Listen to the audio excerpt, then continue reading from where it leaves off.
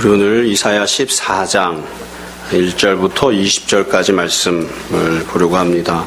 늘 그랬던 것처럼 본문이 어떤 뜻인지를 먼저 쭉 말씀을 드리고 그 설명을 하면서 그 안에서 이제 본문이 담고 있는 메시지들을 나누고 마지막 부분에 다시 우리가 다시 생각해 봐야 될 부분들에 대해서 한 3가지 정도로 정리해서 말씀을 나누려고 합니다. 지난주에 말씀드렸던 것처럼 이 14장은 13장과 붙어있는, 앞장이 13장과 붙어있는 그런 내용입니다. 13장엔 어떤 내용이 나왔냐면 하나님께서 바벨론을 심판하시겠다 말씀하시면서 첫 번째로 천하만국에 있는 사람들을 불러 모아서 군대를 소집을 하시고, 두 번째로 바벨론에게 선전포고를 하시고, 세 번째로 바벨론 사람들을 심판하시고, 네 번째로 바벨론 땅까지도 심판하셔서 황폐하게 만드시는 그런 일이 나왔습니다. 그러니까 하나님께서 바벨론과 전쟁하셔서 이기시고 그들을 내팽개치시는 그런 내용이 나왔는데, 지금 읽고 있는 이 14장 말씀도 마찬가지로 하나님께서 이 바벨론을 향해서 전쟁하시고 심판하시는 그런 내용이 나옵니다. 우리가 1절부터 20절까지 읽었는데 맨 앞에 나온 1절, 2절이 전체적인 주제가 어떤 내용을 담고 있는지를 설명을 하고, 그 뒤에 3절부터 보시면 이 회복된 야곱이 이제 심판받은 패배한 바벨론에게 이제 그 모습을 보고 하나님을 찬양하는 내용이 한 번, 두 번 이렇게 반복해서 나오는 그런 모습으로 되어 있습니다. 먼저 1절, 2절부터 말씀을 보겠습니다. 1절에 보시면 제일 처음부터 사실 제일 중요한 내용이 맨 앞에 나옵니다. 1절에 보시면 여호와께서 야곱을 긍휼히 여기시며 이스라엘을 다시 택하여 그들의 땅에 두실 것이다. 그래서 하나님께서 긍휼을 베풀어 주시고, 하나님께서 다시 선택해 주시고, 하나님께서 다시 땅에 두게끔, 땅에 있게끔 그렇게 해주실 것이다, 이렇게 선포하죠. 이게 사실 모든 주제가 여기 다 들어있는 겁니다. 그러니까 여호와께서 이와 같이 해주시겠다, 여호와께서 이런 은혜를 베푸시겠다고 하는 거예요. 그러면 이런 은혜를 받는 사람이 누구냐면 야곱을 긍휼히 여기시고 이스라엘을 다시 택한다고 되어 있는데, 야곱과 이스라엘이 이런 은혜를 받는 그런 대상이 되죠. 몇 번 말씀드렸습니다만 우리는 흔히 이스라엘 그러면 그냥 전체를 이렇게 뭉뚱그려서 생각을 해요. 그런데 선지서에 나오는 표현들은 이스라엘 그러면 북이스라엘입니다. 그리고 유다 그러면 남유다를 뜻하는 거예요. 특별히 야곱이라고 하는 표현은 북이스라엘을 지칭할 때 많이 사용되는 표현입니다. 그러니까 여기에서 야곱을 긍휼히 여기신다, 이스라엘을 다시 택하신다, 이 표현은 엄밀하게 이야기하면 북이스라엘을 뜻한다, 이렇게 보시면 됩니다. 물론 이게 이스라엘 전체를 뜻한다고 봐도 틀리는 것은 아니지만 문자적으로 보면 북이스라엘을 지칭한다, 이렇게 보시면 됩니다.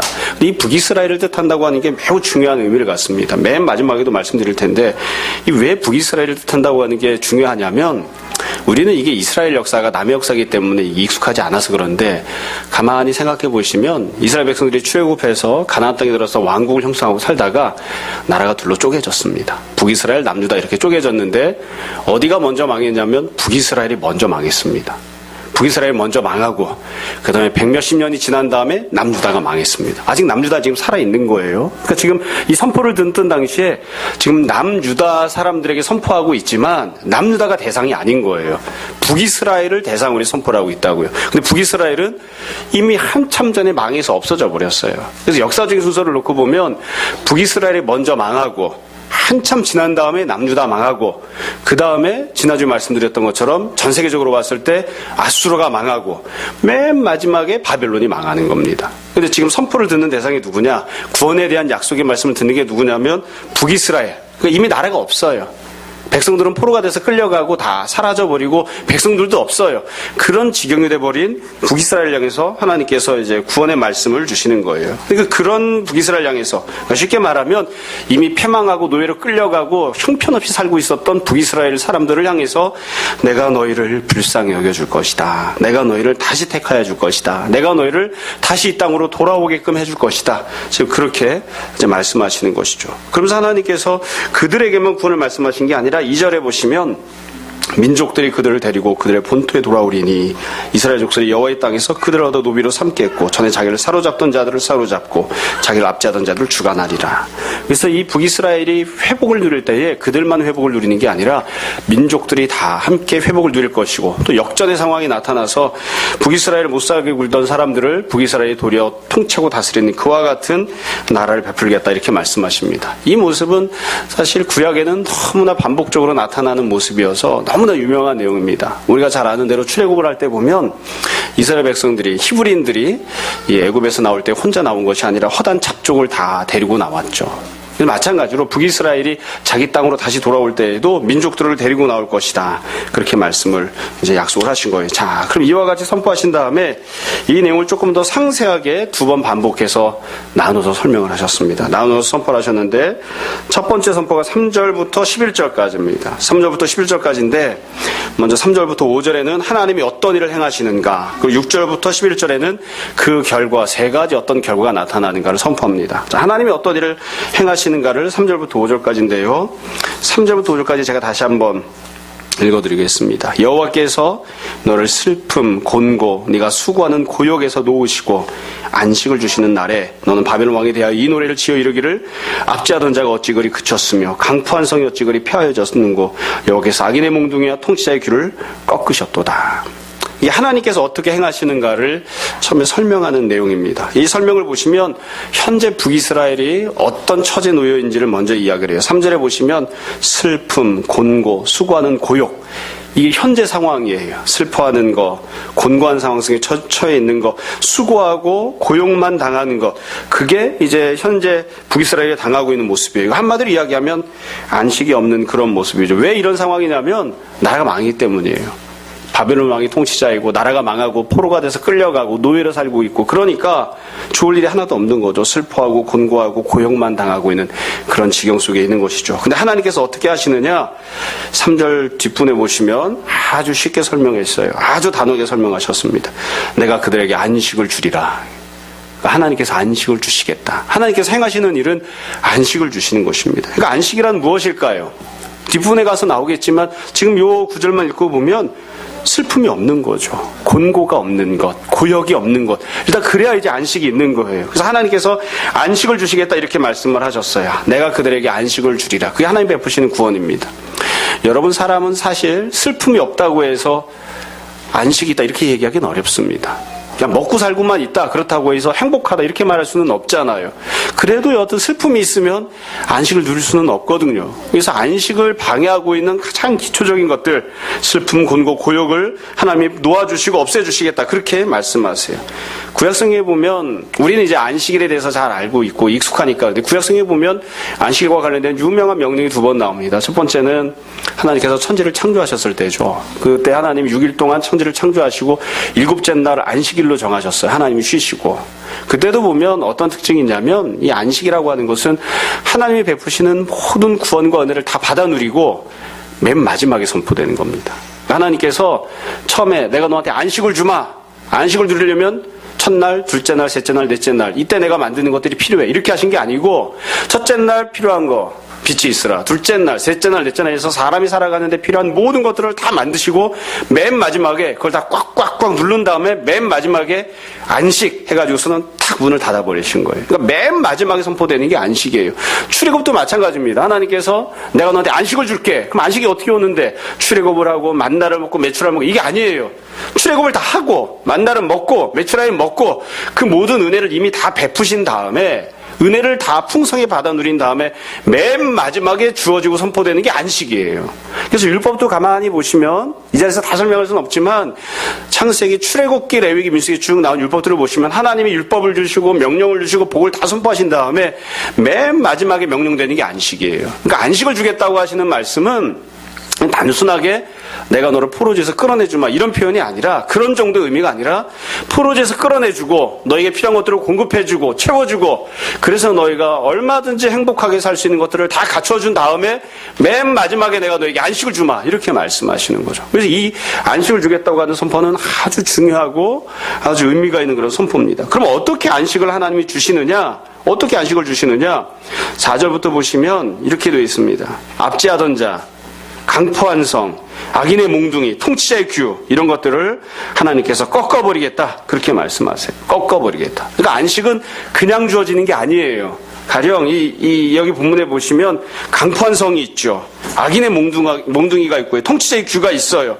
그래서 이런 것들이 있는 채로는 안식이 있을 수가 없어요. 근데 이런 것들을 행사하는 사람들, 여기서 이 표현들이 사실 의미하는 건 아주 간단하죠. 바빌론을 지칭하는 겁니다. 바빌론이 그냥 단순히 힘 있는 게 아니라 그 당시에 전 세계에서 가장 힘을 갖고 있는 가장 강력한 패권 국가였죠. 근데 그 패권 국가가 못 살게 굴고 있는 거예요. 착취하고 억압하고 몽둥이로 후드려 패고 있는 거예요. 그 상황에서 안식이 없는 거죠. 근데 하나님께서 안식을 주시겠다고 하시면서 뭐라고 하셨냐면 그 모든 것들을 다 내가 꺾어버리겠다 말씀하세요. 여러분 상식적으로 잘 생각을 해보세요. 이 안에는 중요한 내용이 전제가 되어 있습니다. 바빌론에게 하나님이 말씀하셔서 네가 지금 그렇게 살고 있는 건 나쁜 거야. 그렇게 살면 안 돼. 그럼 그 이야기를 듣고 바빌론이 내가 죄를 졌구나. 이렇게 살면 안 되겠구나. 회개하고 곧장 이스라엘 백성들이나 다른 민족들에게 안식을 줄까요? 그런 일은 없어요. 출애굽할 때도 마찬가지죠. 하나님께서 모세를 바로에게 보내셨어요. 내 백성으로 가게 하라. Let my people go. 그러셨죠. 내 백성으로 가게 하라. 그랬더니 바로가 뭐라고 해요? 네 백성이 뭔데? 내 눈앞에 있는 것들은 다 내 노예들만 있을 뿐이지 네 백성은 없잖아. 그럼 절대로 못 보내. 끝까지 버틴다고요. 그래서 결국 어떻게 출애굽이 일어나느냐? 본문에 있는 것처럼 하나님께서 꺾어버리셔야지 안식이 일어나요. 하나님께서 꺾어버리시고 하나님께서 전쟁하시고 하나님이 승리하셔야지만 그래야만 안식이 이제 주어지는 거죠. 그러니까 이 안에는 전제가 되어 있는 게 있습니다. 하나님이 전쟁하실 거예요. 그 당시 가장 큰 패권 국가인 바빌론과 전쟁을 하실 거예요. 통치자와 전쟁을 하실 거예요. 그래서 하나님께서 그것들을 꺾어버리시고 죽여버리시고 승리하시는 거예요. 그래서 그 승리의 결과로 승리의 대가로 현재 포로 생활하고 있는 노예 생활하고 있는 북이스라엘에게 하나님이 안식을 주시는 겁니다. 그래서 안식은 설득이나 다른 이런 어떤 평화적인 방법을 통해서 얻어진 게 아니라 하나님의 싸우심과 하나님의 승리하심을 통해서 얻어지는 거죠. 우리가 이걸 가리켜서 하나님의 영광에 나타났다 그렇게 이야기합니다. 하나님의 영광에 나타났다는 건 무슨 뜻이냐면 내가 뭔가 열심히 하면 얻을 수 있는 걸 내가 열심히 했어요. 그 결과 하나님께 뭔가 올려줬다. 이게 아니에요. 나는 할 수 없는 거, 내 힘으로는 할 수 없는 거, 내 노력으로는 성취할 수 없는 거, 내 자격으로는 얻을 수 없는 것을 하나님께서 직접 일하시고 노력하시고 땀 흘리시고 성취하시는 거예요. 하나님께서 전쟁하시고 승리하셔서 성취하셔서 그 대가를 우리에게 베풀어 주시는 그것을 가리켜서 우리가 뭐라고 하냐면 하나님의 영광이 나타났다고 표현을 해요. 그리고 그 전체적인 상황을 우리가 안식이라고 이야기하는 거예요. 하나님께서 우리에게 안식을 주실 것이다. 북이스라엘에게 안식을 주실 것이다. 저 그렇게 말씀하시죠. 그리고 이게 동시에 찬양해야 되는 이유입니다. 하나님께서 이와 같이 안식을 베풀어 주실 것이기 때문에 너희들이 하나님을 찬양하라. 그 뒷분에 보시면 이것을 다시 상세하게 설명을 했습니다. 6절부터 11절까지 보시면 하나님께서 안식을 주시기 때문에 하나님께서 전쟁에서 이기시기 때문에 나타나는 결과 세 가지를 설명을 합니다. 6절부터 7절이 첫 번째 결과예요. 6절 7절 잘 보세요. 그들이 분내어 여러 민족을 치기를 맞이 아니하였고 노아의 열방을 억압하여도 억압을 막을 자 없었더니 이제는 온 땅이 조용하고 평온하니 우리가 소리 높여 노래하는도다. 이게 하나님께서 안식을 주시기 때문에 생기는 결과를 설명합니다. 현재 상황은 어떠하냐면 여러 민족을 쳐요. 바벨론이 치는데 어떻게 치느냐? 치기를 맞이 아니하였고 쉼 없이 치는 겁니다. 끊임없이 후드려 패는 거죠. 계속해서 두들겨 패는. 또 노아의 열방을 억압하여도 억압을 막을 자 없었더니 그러니까 아무도 막을 수 없는 억압을 행합니다. 그러니까 현재 상황은 쉬지 않고 두들겨 패는 폭력과 아무도 막을 수 없는 억압이 횡행하고 있는 상황이에요. 폭력과 억압을 당하고 있는 것이 현재 상황인데 하나님께서 전쟁하시고 이기셔서 안식을 주시면 어떠하냐? 이제는 더 이상 폭력과 억압이 있는 것이 아니라 7절에 보시면 조용하고 평온하니 소리 높여 노래하는도다. 평온과 찬양이 가득한 그런 모습이 나타납니다. 그러니까 안식이라고 하는 것은 결과적으로 첫 번째로 어떤 것이냐? 폭력과 억압을 없애는 것입니다. 그리고 그 자리에 평온과 노래만 가득하게 하는 그게 바로 안식이 나타나는 첫 번째 결과예요. 두 번째 결과는 무엇이냐? 8절을 보세요. 향나무와 레바논의 백향목도 너로 말미암아 기뻐하여 이르기를 네가 넘어져 있은즉 올라와서 우리를 베어버릴 자 없다 하는도다. 이게 무슨 말이냐면 레바논에 있었던 향나무와 백향목이 있었어요. 근데 이런 것들을 바벨론에서 와서 맨날 베어간 거예요. 맨날 베어가고 가지고 간 거죠. 그러니까 이걸 이렇게 착취를 당하고 살고 있었는데 이 착취당하는 것이 이제 하나님께서 안식을 주시면서 중단이 됩니다. 그러니까 백향목이 예전엔 네가 와서 나를 맨날 찍어내고 잘라가더니만 이제는 네가 넘어졌기 때문에 더 이상 나를 잘라가지 못하는구나. 그렇게 기뻐한다는 거죠. 그러니까 이 안식이 나타났기 때문에 생긴 두 번째 결과는 무엇이냐? 현재는 계속해서 착취를 당했는데 이제는 더 이상 착취가 없는 그런 모습이 나타나는, 그게 안식의 두 번째 결과입니다. 실제로 이스라엘 백성들이 남유다도 마찬가지고요. 이런 일들을 겪었습니다. 여러분, 나중에 보면 이제 북이스라엘은 아수르에게 패망당했지만, 그렇지만 남유다는 바벨론에게 패망했거든요. 근데 바벨론이 남유다를 망하게 하면서 어떻게 했느냐면, 우리가 잘 아는 대로 훌륭한 사람, 실력 있는 사람, 멋있게 생긴 사람은 다 포로로 끌고 가버렸습니다. 좋은 것들은 다 끌고 가버렸어요. 나쁜 것들만 남겨놓았죠. 아직 보지 않았지만 여러분, 히스기야가 바벨론에서 왔던 사신들에게 자기 나라에 있던 좋은 것들을 다 보여주었죠. 갖고 있던 모든 것을 보여줬어요. 그 모든 것들을 다 그냥 가지고 가버렸다고요. 아수르가 북이스라엘 패망하게 하고 포로를 끌고 갈 때의 그림이 남아있다고 그럽니다. 저는 뭐 보지 않았지만 이렇게 사진으로 이렇게 보니까 그렇더라고요. 끌고 가는 모습을 이렇게 그려놓은 것을 보면 어떻게 했느냐면 마치 물고기를 낚아가는 것처럼 포로들을 일렬로 쭉 세워놓고 입에다가 꼬챙이를 꽂아가지고, 꼬챙이를 꽂은 채로 꼬챙이를 뒤에 있는 사람이 꽂아가지고 끌고 갔어요. 가다 죽으면 그냥 버리고 가는 거죠. 이게 정말 비참하게 해가지고 간 거예요. 그래서 온갖 착취를 다 했어요. 온갖 착취를. 그래서 하나님께서 안식을 주시면 어떠하냐?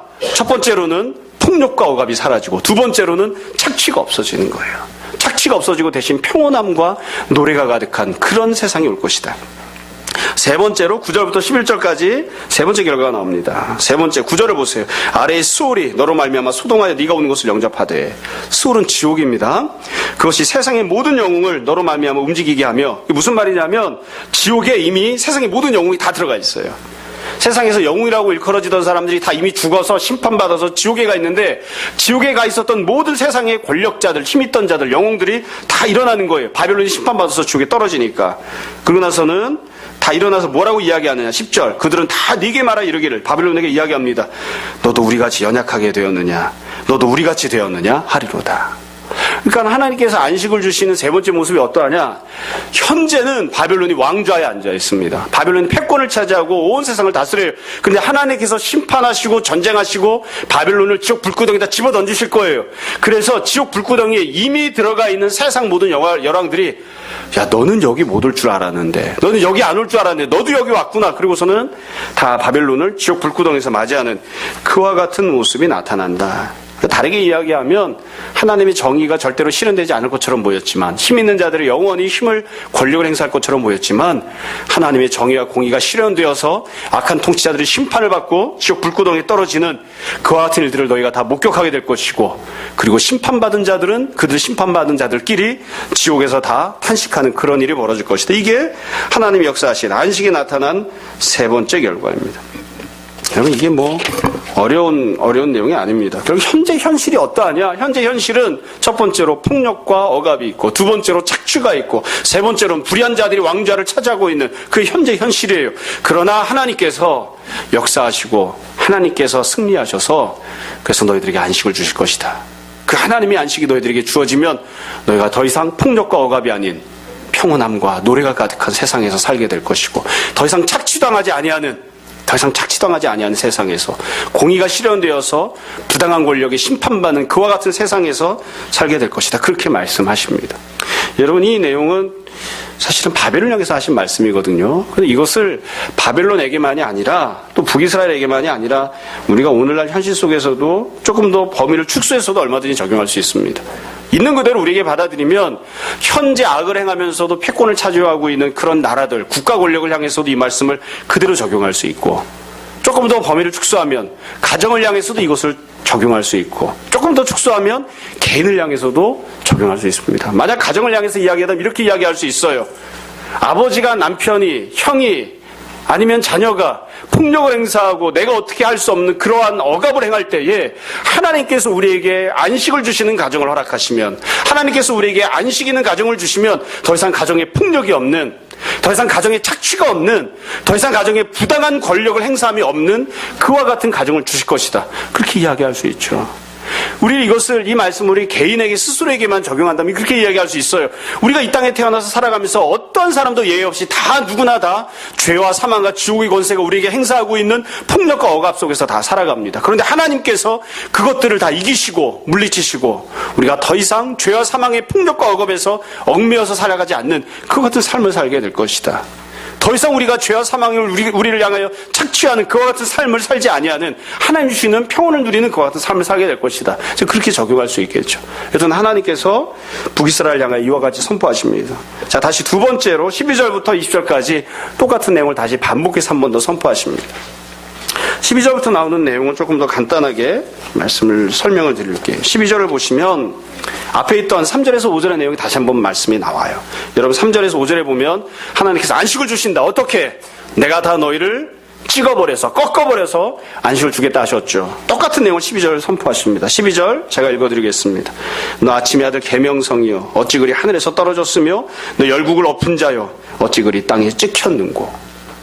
여기 보시면 원래는 앞에 하나가 더 나와야 돼요. 하나님께서 안식을 주시겠다. 어떻게? 이렇게 11절처럼 하셔서. 원래 이렇게 이렇게 나와야 정상이죠. 그러니까 논리적으로 보자면 안식을 주시겠다는 선포가 지금 누락되어 있는 거나 마찬가지야. 야, 그러면 어떻게 해서 안식을 주시느냐? 아침의 아들 계명성이여 어찌 그리 하늘에서 떨어졌으며 하나님께서 계명성을 하늘에서 떨어뜨리시겠다 말씀하세요.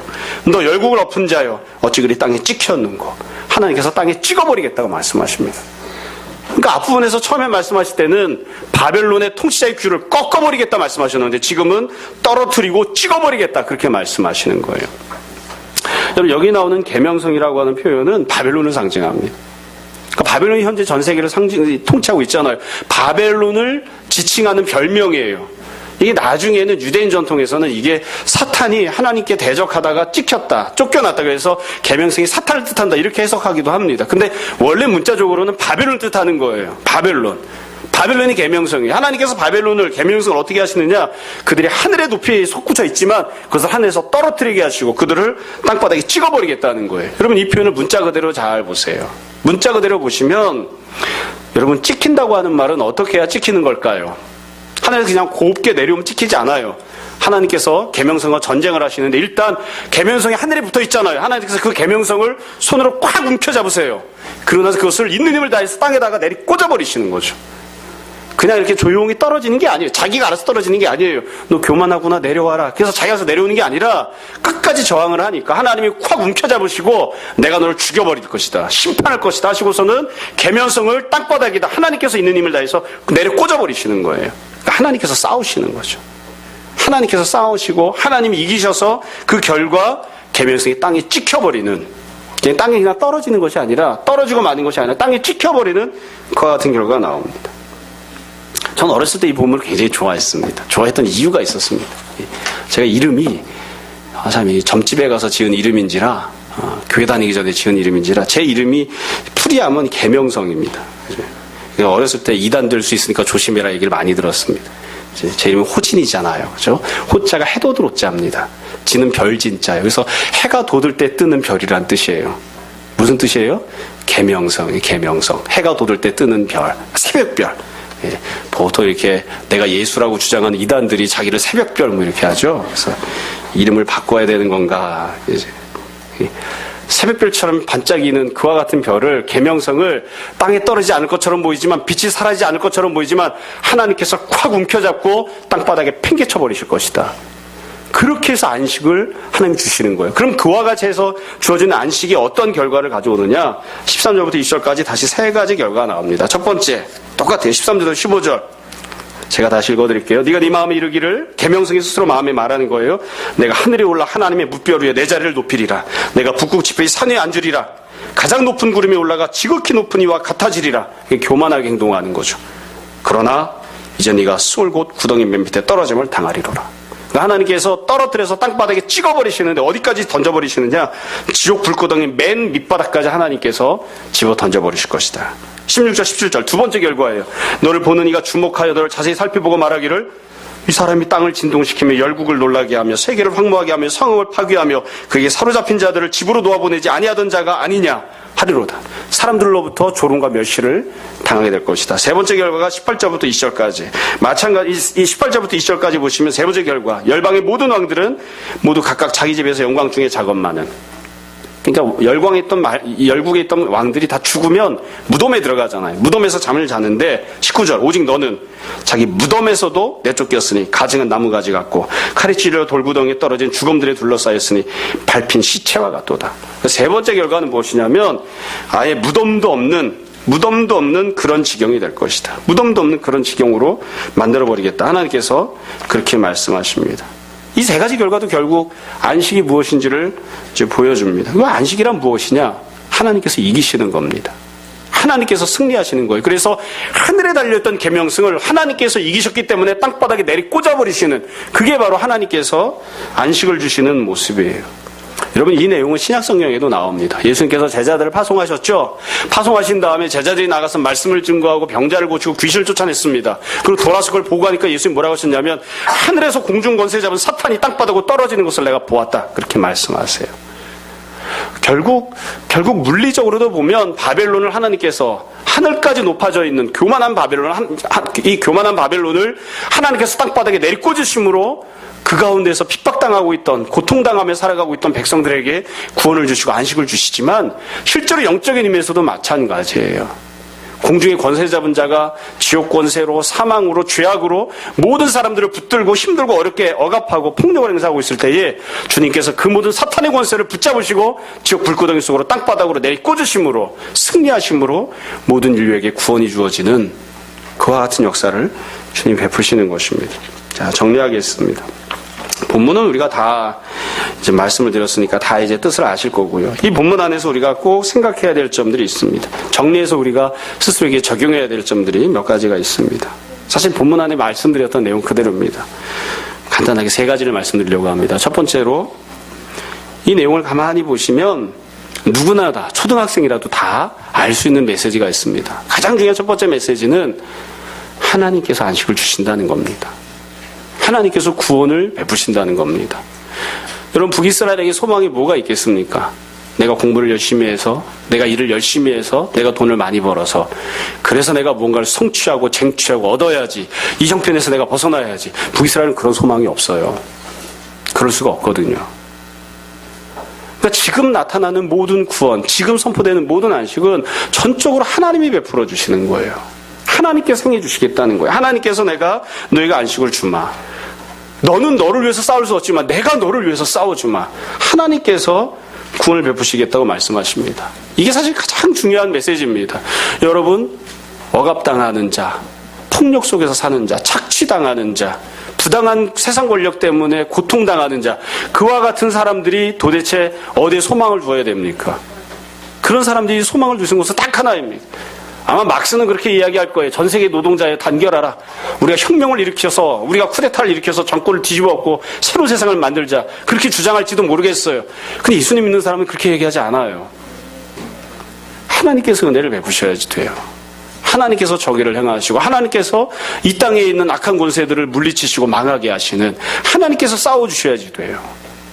하나님께서 승리하시는, 거기에 우리의 소망이 있습니다. 이건 뭐 큰 구조로 이렇게 이야기를 했지만 작게 이야기해도 마찬가지예요. 사람은 누구나 다 이 땅 가운데 살아가면서 힘들고 어려운 부분들이 있습니다. 내 힘으로는 안 되는 부분들이 있습니다. 뭐 어렵지 않아요. 비참한 이야기지만 아까 말씀드렸던 내용입니다. 아버지가 맨날 때려요. 물론 내가 죄를 지어서 잘못해서 훈육의 과정에서 사랑의 매를 때릴 수도 있습니다. 근데 그게 아니라 아버지가 늘 엄마를 때리고 폭력을 행사하고 자식을 두들겨 패고 그래요. 어떻게 벗어날 수 있죠? 어떻게 해야 됩니까? 어떻게 해야 됩니까? 몇 번이나 말씀드린 적이 있을 거예요. 제 아는 목사님이 아버지가 돌아가셨는데 그 집에서 잔치를 했대요. 친척들이 와서 다 격려를 해줬대요. 이제는 숨 쉬고 살 수 있겠구나. 그 목사님 어머니는, 그 목사님 아버지가 늘 소주병 들고 와서 소주 먹고 어머니를 한 번씩 패지 않으면 잠자리 들질 않아요. 그래서 그 어머니는 아버지가 돌아가신 다음에도 집 문이 닫히는 소리만 나면 막 이렇게 몸 바들바들 떠신대요. 아버지가 돌아가신 다음에 가족들이 둘러앉고 자기가 상주인데, 맞상주인데 얼굴에서 입가에서 미소가 끊이지 않는, 주변에서도 계속해서 야 이제는 숨 쉬고 살 수 있겠구나 그렇게 해줬다는 거예요. 만약에 그렇게 아버지가 계속해서 폭력을 행사하면 어떻게 살 수 있죠? 어떻게 살아야 되는 거죠? 남편이 그렇게 나한테 폭력을 행사하면 우리는 많이 개화된 세상에서 살잖아요. 그렇죠? 제가 처음 전도사 갔던 교회에서 그런 일이 있었어요. 부부싸움을 했는데 부인이 교회를 찾아왔다고 도망온 거예요. 도망온 거예요. 왜 도망왔냐면 부부싸움 하는데 남편이 부인을 막 두들겨 패다가 나중에 칼을 던졌어요. 칼을 던졌는데 칼에 등판을 맞고 왔어요. 이게 칼 날로 맞은 건 아니고 그래가지고 교회로 도망왔다고요. 목사님이 그래도 집으로 가서 화해되지 않냐 보냈는데 남편이 자기 부인의 손가락을 잘라버렸어요. 그냥. 어떻게 해야 되죠? 제가 아주 극단적인 말씀을 드린 거예요. 극단적인. 그런 세상에서 사는 사람도 있어요. 국가 권력이 폭력을 행사하는 그런 상황에서 살고 있는 국민들도 있고, 남편이 폭력을 행사하는 그런 가정에서 사는 사람도 있고, 그게 아니면 자기가 자기 자신을 막 죽이지 못해서 안달이 난 사람들도 있어요. 스스로가 스스로를 볶아대고 죽게끔 만드는 그런 사람들도 있어요. 어떻게 해야 이게 살 수 있는 거죠? 독재자가 다스리는 나라에서 한 사람이, 한 국민이 도덕적으로 산다고 해서 세상이 바뀌거나 안식을 누릴 수 있나요? 불가능하죠. 내가 아무리 열심히 살아도 개망나니 같은 부모 밑에 있으면 어떻게 살 수 있나요? 불가능해요. 내가 도덕적으로 사는 것만으로는 안 된다고요. 하나님께서 역사를 해주셔야 돼요. 하나님께서. 그러니까 늘 하나님께 소망을 두고 사는 거예요. 아버지께 소망을 두지 않고, 통치자에게 소망을 두지 않고, 이 땅에 소망을 두지 않고, 하나님 이겨주십시오. 하나님께서 저 악한 통치자를 이겨주십시오. 하나님께서 내 악한 아버지를 이겨주십시오. 하나님께서 내 남편의 마음을 이겨주십시오. 하나님께서 내 안에 자리 잡고 있는 악한 사탄의 권세를, 공중것을 잡은 자가 나를 주장하고 있는 이 모든 모습을 하나님께서 이겨주십시오. 그래서 내 안에, 내 가정에, 내 나라에 존재하고 있는 모든 폭력과 억압을, 착취를 하나님께서 노래로 평안으로 바꿔주십시오. 그러니까 하나님 바라보는 거예요. 하나님. 어떤 분들은 교회가 정치적인 활동을 해야 되지 않느냐, 부당한 세상 권력에 이야기해야 되지 않느냐, 얘기해야죠. 그러나 사실은 솔직히 이야기하면 교회가 아무리 이야기를 하고 아무리 운동을 해도 안 바뀌어요. 그것으로 바뀌지 않아요. 그것으로 바뀔 것 같았으면 무슨 문제가 있겠어요. 그냥 그게 올바른 것이니까 이야기하고 주장하고 선포하는 것뿐이지, 바벨론이 북이스라엘에 이야기하고 선포한다고 해서 안식을 주겠습니까? 안 줍니다. 제가 패배주의적인 무언가를 말씀드리려고 하는 건 아니에요.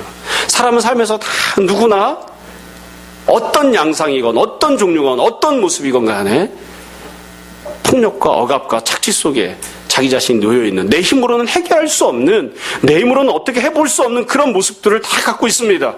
그때 우리가 갖고 있는, 우리가 해야 할 유일한 해답은, 물론 다른 여러 가지 노력들을 현실적으로 하지만 하나님을 바라보는 것입니다. 주님께서 나를 불쌍히 안식을 주십시오. 내 힘으로 할 수 없는, 내 힘으로는 어찌할 수 없는 이 상황 속에서 우리가 절망하지 아니하고 다시 한 번 더 주님을 바라봅니다. 주님께서 나에게 새로운 소망을 주십시오. 그게 성도가 살아가야 되는 그런 모습입니다. 두 번째로 이 선포가 북이스라엘 향해서 선포되었습니다. 여러분이 처음에 말씀드렸지만 북이스라엘이라고 하는 메시지가 매우 중요합니다. 왜냐하면 북이스라엘은 신앙생활을 똑바로 안 했어요. 심판받아서 다 멸망당하고 포로로 끌려간 거예요. 지네가 죄가 많아서 그 모양 그 꼴이 되었어요. 그것도 망한 지 한참 되었다고요. 그런 백성들에게 하나님께서 이와 같은 구원과 회복의 메시지를 주십니다. 그러니까 누가 도대체 소망을 가질 수 있느냐? 북이스라엘 같은 존재들이 소망을 가질 수 있는 거예요. 제가 여러분과 저 자신을 너무 높게 평가해서 그런 게 아니라 우리는 다 북이스라엘보다는 낫습니다. 아직 망하지 않았죠? 아직 포로로 끌려가지 않았죠? 내 눈앞에서 내 자식이 바위돌에 매어침을 당하던 그런 모습을 보고 살지는 않죠? 우리는 북이스라엘보다 형편이 좋아요. 정치적으로, 경제적으로, 사회적으로, 신앙적으로 모든 면에서 북이스라엘보다는 좋아요. 북이스라엘 같은 그런 자식들에게도, 아무런 소망이 없는 자식들에게도 하나님께서 말씀하신다고요. 너희들에게도 소망이 있다. 내가 너에게 안식을 줄 거니까. 북이스라엘 향한 이와 같은 선포는 당연히 남유다에게도 소망이 됩니다. 우린 북이스라엘보다 나은데. 우린 북이스라엘보다 나은데. 도대체 누가 소망을 가질 수 있느냐? 북이스라엘도 소망을 가질 수 있어요. 하나님께서도 북이스라엘에게도 안식을 주시겠다고 하세요. 그러니까 이 선포는 모든 자들에게 주어지는 선포입니다. 모든 자들에게 내가 너를 위하여 안식을 주겠다고 말씀하시는 그런 선포입니다. 사람은 때때로 절망하거나 좌절합니다. 내가 이 폭력이 가득한 세상에서 어떻게 벗어날 수 있는가? 못 바꾸는데. 그래도 소망이 있습니다. 지난 주간에 무슨 다른 일이 있어가지고 누가 1인 시위를 한다고 해서 그 옆에 가서 이렇게 쳐다보겠다가 밥을 사주러 갔었습니다. 다른 목사님이 이제 피켓 시위 들고 시위한다고 해서 밥을 사주러 갔는데 이런저런 얘기를 하다가 막 그게 성도들이 막 분하니까 막 이야기를 하는 거예요. 어떻게 목사님이 이렇게 할 수 있느냐 그러면서 막 얘기를 하더라고요. 그러면서 하나님께서 목사를 심판하는 일을 봤으면 좋겠다 그러더라고요. 그래서 제가 조금 산통 깨는 소리였지만 그랬습니다. 그 목사도 10년 있으면 은퇴하니까 지금은 다 그 목사 편인 것처럼 보여도 고작 10년만 지나면 다 등 돌립니다. 다 은퇴할 건데 이제 뭐. 그리고 조금 더 지나면 죽을 건데 뭐. 그러니까 우리가 두려워하는 건 영원히 그 자리에 앉아서 악을 행하면서도 죄를 행하면서도 성도들을 힘들게 하면서도 그러면서도 내 뜻대로 해도 아무 문제가 없을 거라고 생각하지만 영원히 그 자리에 있을 수 있는 것처럼 보이지만 길어야 10년이다 앞으로. 그 죄를 다 어떻게 받고 죽으려고 그러냐 도대체. 안 죽을 것 같지. 주님 앞에 안 쓸 것 같지. 내가 뭐라고 하면 예수님도 그냥 다 고개를 끄덕이고 내 변명이 맞다고 이야기해 주실 것 같지. 천만에 반드시 주님 앞에 서서 주님의 준엄한 심판을 받게 될 것이다. 어떻게 하려고 그래 도대체. 찍혀야 10년인데. 그러니까 옆에 있던 분이 그러더라고요. 우린 10년 못 기다려요. 기다리든 못 기다리든 결국 10년은 갑니다.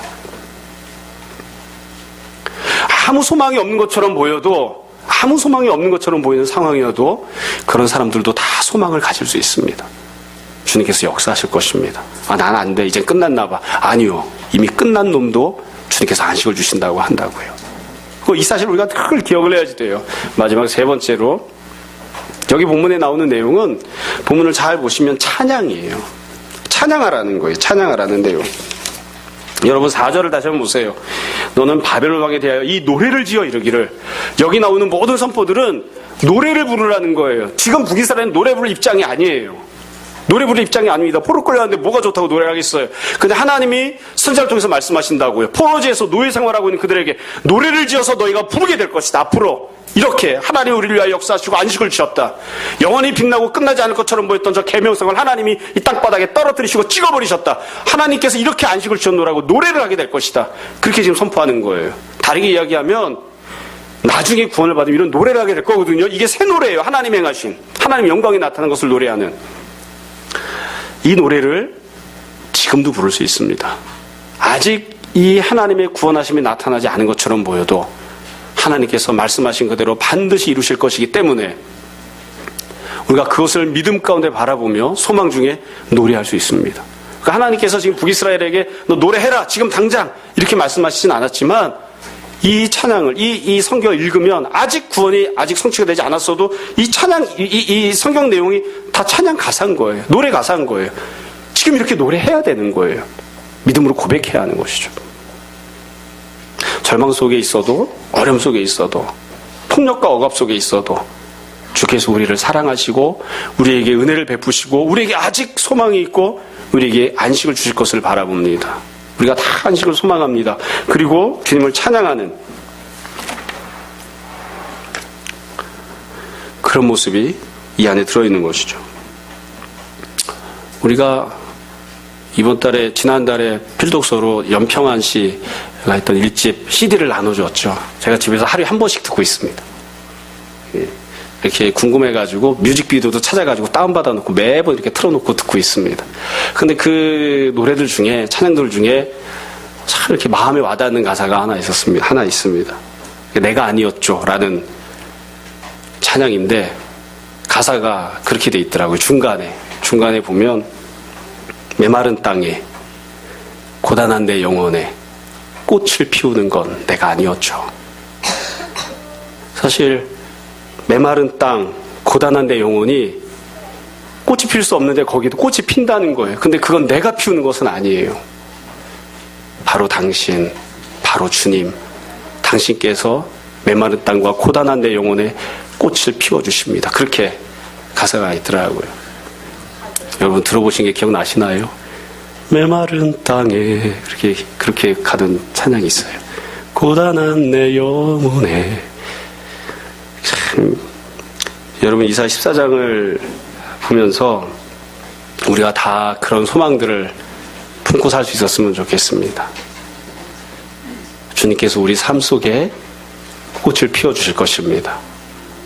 비록 메마른 땅이지만 고단한 영혼이지만 절망만 가득한 것처럼 보이고 아무런 소망이 없는 것처럼 보이지만 이미 망해버렸지만 내가 꽃을 피울 수 없지만 주님께서 다시 꽃을 피워주실 것입니다. 그렇게 주님을 늘 바라보았으면 좋겠습니다. 참 곤고하고 가난한 이 나라와 그리고 여러 가지 문제 어려움들이 있는 우리의 가정과 내 힘으로 도저히 어떻게 볼 수 없는 나 자신의 모든 모습 가운데 주님께서 참으로 귀한 이기는 자가 되어주시고 안식을 베풀어 주시는 자가 되셔서 귀하고 아름다운 안식을 우리가 다 풍성히 누리는 그런 귀한 은혜가 있기를 주님의 이름으로 축원합니다. 시간 잠시 기도하겠습니다. 말씀을 정돈해 보시고요. 함께 우리 회개와 결단에 기도합시다. 기도하겠습니다.